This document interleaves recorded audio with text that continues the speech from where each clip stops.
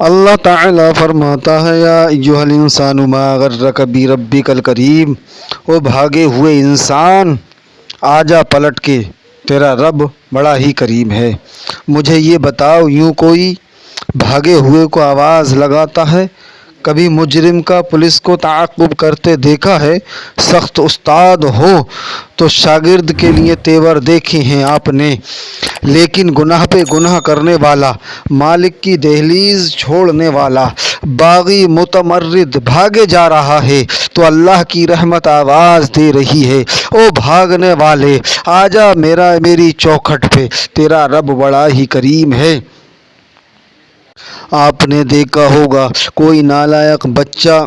گھر چھوڑ کر بھاگ جائے، وہ تو شاید کسی ہوٹل میں کام کر کے کھانا کھا لیتا ہوگا، لیکن ماں کے حلق کے نیچے ایک لقمہ نہیں اترتا اور باپ کی آنکھوں سے نیند اڑ جاتی ہے۔ رشتہ داروں کو فون کرتا ہے، اپنے دوستوں سے پوچھتا ہے کہ وہ نکمے کو دیکھا ہے، اخبارات میں نام دیتا ہے کہ شکل اس طرح کی ہے، لباس ایسے رنگ کا ہے، اتنے دنوں سے گم ہو گیا ہے، اگر کسی کو ملے تو اس نمبر پر فون کر دینا، جو اس کو بتائے گا اس کو اتنا انعام ملے گا، اور آگے لکھا ہوا ہوتا ہے نوٹ، اگر وہ خود پڑھتا ہو تو واپس آ جائے، اسے کچھ نہیں کہا جائے گا۔ رب کہتا ہے یا ایھا الانسان، او بھاگے ہوئے انسان آجا پلٹ کے، کچھ نہیں کہا جائے گا، تیرا رب بڑا ہی کریم ہے۔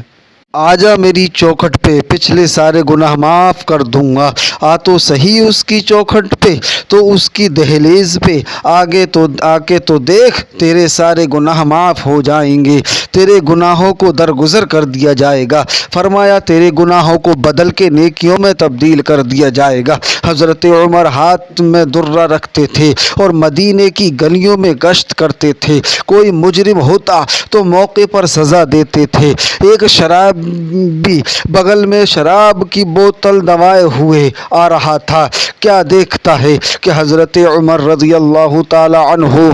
آ رہے ہیں۔ جب حضرت عمر رضی اللہ تعالی عنہ کو دیکھا تو تھر تھر کانپنے لگا، دل ہی دل میں سچی توبہ کرنے لگا، اے اللہ آج عمر کے قہر سے بچا لے، آج کے بعد ساری زندگی شراب نہیں پیوں گا۔ اتنے جملے کہے تھے کہ حضرت عمر رضی اللہ تعالی عنہ اس کے سر پہ پہنچ جاتی ہیں اور سخت لہجے میں کہا، بتا اس بوتل کے اندر کیا ہے جو تو بوتل لے کے آ رہا ہے؟ وہ کہتا ہے کہ حضرت اس میں کچھ نہیں ہے بلکہ شرکہ لے کر آ رہا ہوں۔ حضرت محترم، جب اس نے حضرت عمر رضی اللہ تعالی عنہ نے دیکھا، جب اس بوتل کو کھولتے ہیں تو اس میں شراب کی جگہ سرکہ بن چکا تھا۔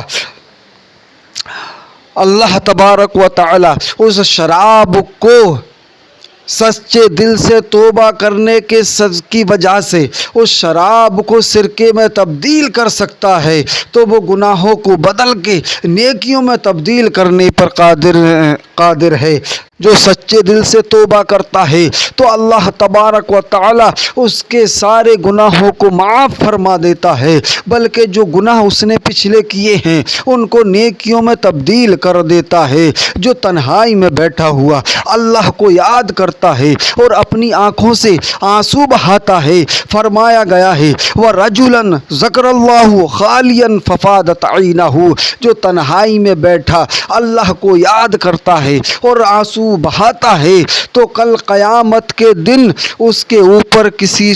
کا سایہ نہ ہوگا، تو اللہ تبارک و تعالی اپنے عرش کا ٹھنڈا سایہ کہ یہ میرے ڈر سے، میرے خوف سے رویا ہے۔ حضور کریم صلی اللہ تعالی علیہ وسلم نے ارشاد فرمایا کہ سمجھدار شخص وہ ہے جو دنیا میں ہی اپنا محاسبہ کر لے اور آخرت کے لیے نیک اعمال کرے، اور وہ شخص بے وقوف ہے جو اپنے نفس کی خواہشات کی پیروی کرے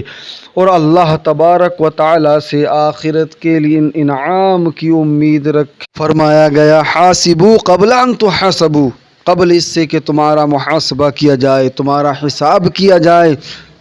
اپنا حساب خود کرو، اپنا وزن تول کے رکھو، اپنے اعمال کو تولو۔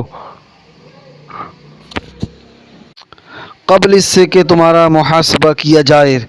تمہارا حساب کیا جائے، اپنا حساب خود کرو، کیونکہ بندے کو پتہ ہے کہ میں کہاں کھڑا ہوں۔ جو نیکیاں کی ہیں ان کا بھی پتہ ہے، جس نے جو نیکیاں دکھاوے کے لیے کی ہیں، بناوٹ کے لیے کی ہیں، وہ نیکیاں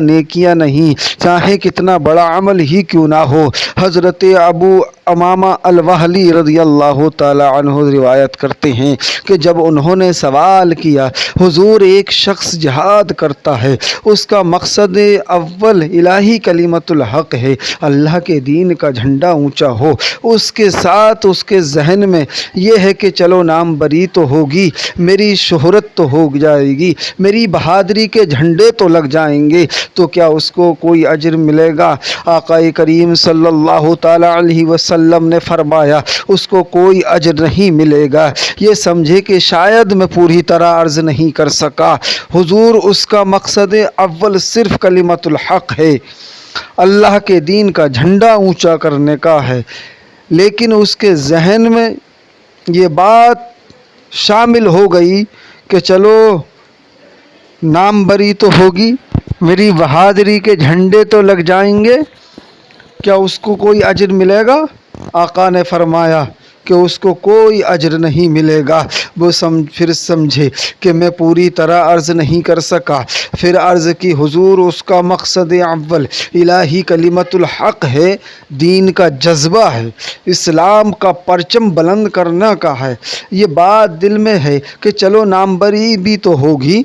حضور نے فرمایا اس کو کوئی اجر نہیں ملے گا، پھر فرمایا اللہ تعالیٰ اسی عمل کو قبول کرتا ہے جو محض اسی کے لیے کیا جائے۔